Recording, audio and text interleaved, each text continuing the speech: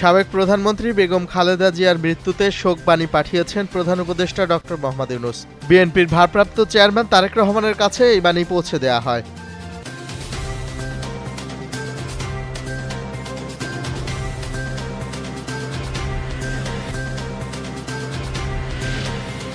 শরীফ ওসমান হাদী হত্যার বিচার অন্তর্বর্তী সরকারের সময় শেষ হবে। এক বৈঠক শেষে এ কথা জানান স্বরাষ্ট্র উপদেষ্টা মোহাম্মদ জাহাঙ্গীর আলম চৌধুরী।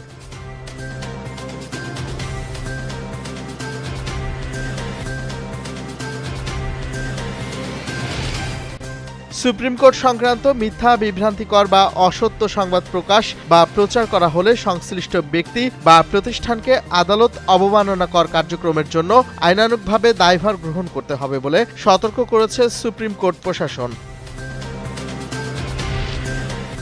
ভেনেজুয়েলার সাম্প্রতিক পরিস্থিতি নিয়ে গভীর উদ্বেগ প্রকাশ করেছে বাংলাদেশ। এ বিষয়ে এক বিবৃতি দিয়েছে পররাষ্ট্র মন্ত্রণালয়।